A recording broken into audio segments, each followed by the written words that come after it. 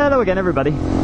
So, yeah, the London councils, or the government, whatever, have introduced the T-charge, toxicity charge, for London. This, of course, is payable alongside the congestion charge. So we now have the C charge, the T charge, and I imagine coming very soon the BWC charge, which stands for because we can charge. So yeah, basically if you have a over-polluting vehicle like a diesel that was made before 2006, you will now have to pay an extra £10 a day to drive around certain parts of London. Now obviously this is understandably a good thing in some ways, because yes, we do need to reduce the general toxicity in the air in London, because it does affect people's health. It affects children's health particularly. They do have underdeveloped lungs and they are more susceptible to various illnesses. Now, there's several things you need to bear in mind here. The first is that car emissions are not the only cause of the air being polluted, particularly in built-up areas. They are one of the major causes, yes, but they're not the only cause. The other thing to think about is, well, the other thing I think about is I don't think this is the best way to go about it, because if you're driving a diesel car, particularly one that was made before 2006, chances are you probably bought that car because the government, not too long ago, told you that diesel cars were better for the environment than petrol cars. Because at the time that's what they were saying. So what they're effectively doing now, or what they've done, is they've said all those years ago, oh, we buy diesel cars because they're better for the environment.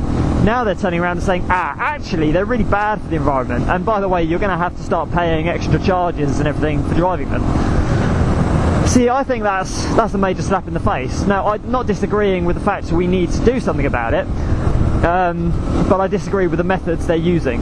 I would have gone instead for a incentive scheme rather than a attempt to discourage people, because, you know, charging people extra and discouraging them from using their vehicles is a bit of a slap in the face. Whereas if you had an incentive scheme that, you know, provided some sort of incentive for not using your car in built-up areas, that would have worked a lot better. Now, I don't know how that scheme would have worked. I'm not an expert on these things, but I know that it could have been done.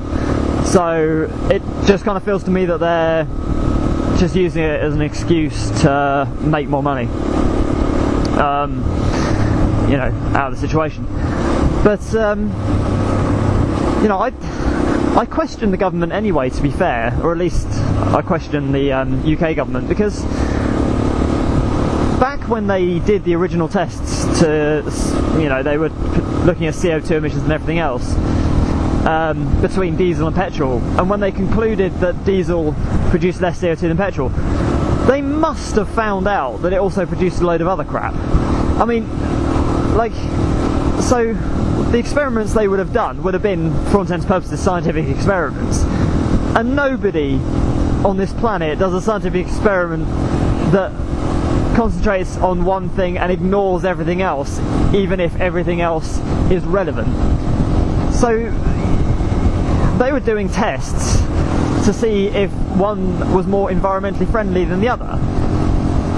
Now, for that to be accurate, you would have had to test all sorts of things. So they must have either been really, really stupid, or, and this is what I think is more likely, they knew that diesel was actually much worse, but because they could push the fact that CO2 emissions were lower, they just went on with it anyway. And I honestly don't know why they would have done that, because I can't think of any particular advantage to them. There must have been one. It must have been that diesel sales were low for whatever reason, so they decided to boost them, because, you know, don't forget, they make just as much money out of taxing diesel as they do petrol. So, and obviously diesel being more expensive at the minute, they make more money. So, you know, I think there must have been a reason behind it, but I honestly don't understand how or why they came to the conclusion that diesel was less polluting. I mean, you only have to look at the stuff to realise that it's not overly great for you. Well, I'm not saying petrol is, it's not either really, but you know, between the two, if you get some petrol and get some diesel and just look at them and smell them and everything else, you kind of almost can see that diesel's worse. But anyway, so yeah, it really surprises me that they would cover anything like that up. But yeah, so unless this was all planned right from the off, maybe they just thought to themselves, right, we're going to push the sale of diesel cars, and then in about, I don't know, 20 or 15, 20 years time, we're going to go, right, diesel's bad now, which it is. Let's start charging people, because that's what they're going to do. This is how it starts. So they'll start with major sort of built up towns and cities introducing extra charges for diesel cars, and then they'll increase the tax on diesel cars as well, and try and push people to sell them and buy other things.